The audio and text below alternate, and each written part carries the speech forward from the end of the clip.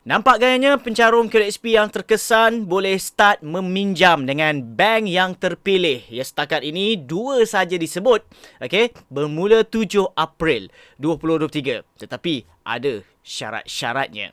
What's up guys, Assalamualaikum dan salam sejahtera kepada korang semua yang sudi menonton Saja Sembang. Aku Faizwan, jom kita tengok paparan ini daripada Berita Harian.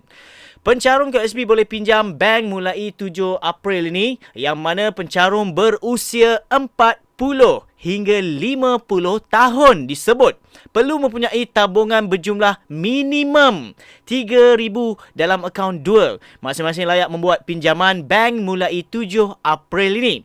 Dua bank tempatan menyediakan kemudahan pinjaman itu, iaitu Bank Simpanan Nasional dan MBSB Bank dengan kadar faedah konvensional atau kadar keuntungan Islamik di antara 4% sehingga 5%, lebih rendah berbanding kadar pasaran semasa iaitu 8% hingga 15%. KSP dalam kenyataannya hari ini memperincikan mengenai mekanisme, terma dan syarat fasiliti sokongan akaun 2, yang kini boleh digunakan sebagai cagaran kepada pinjaman bank yang dibuat oleh pencarum. Iaitu FSA2 adalah kemudahan yang bertujuan bantu ahli KSP mendapatkan pembiayaan peribadi daripada institusi perbankan. Simpanan dalam akaun 2 hanya boleh digunakan untuk membayar pembiayaan peribadi ini menerusi permohonan awal pengeluaran bersyarat umur 50 tahun atau 55 tahun. Berdasarkan pengeluaran sedia ada yang dibenarkan di bawah Akta KSP 1991.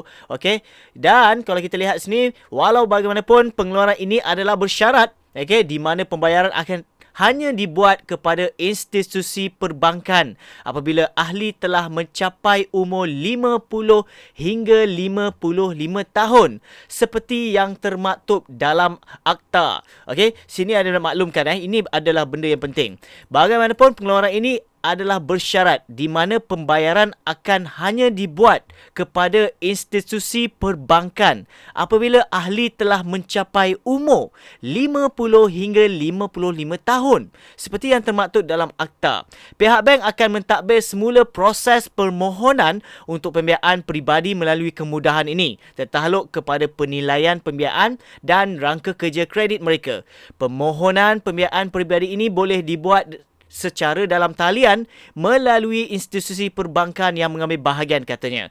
KSP berkata sebelum membuat permohonan mulai 7 April ni, ahli perlu membuat semakan awal kelayakan dalam akaun 2 KSP. Katanya permohonan hendaklah dibuat mengikut terma dan syarat yang dipersetujui dengan institusi perbankan.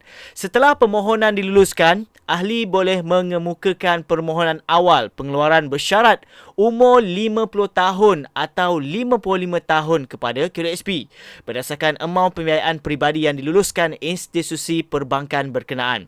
FSA2 akan dilaksanakan dalam 2 fasa. Dan ahli yang memenuhi kriteria kelayakan boleh memohon melalui bank yang mengambil bahagian iaitu MBSB, bank dan juga BSN.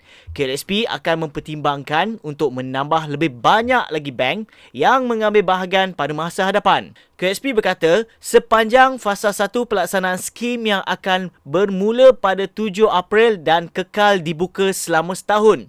Ahli yang layak berumur 40 tahun ke atas boleh memohon tertakluk kepada kesediaan bank yang mengambil bahagian. Tarikh mula fasa kedua untuk ahli di bawah pula. Ini di bawah pula, umur 40 tahun akan diumumkan dalam masa terdekat. Di bawah kemudahan ini, semua ahli KSP warga negara Malaysia di bawah umur 55 tahun boleh membuat notis awal untuk pengeluaran umur 50 tahun dan 55 tahun dengan syarat mereka mempunyai jumlah simpanan RM3,000 dalam akaun 2 KSP. Jumlah pembiayaan maksimum telah ditetapkan pada RM50,000 sahaja tertakluk kepada baki akaun 2 KSP dengan tempoh pembayaran balik sehingga 10 tahun.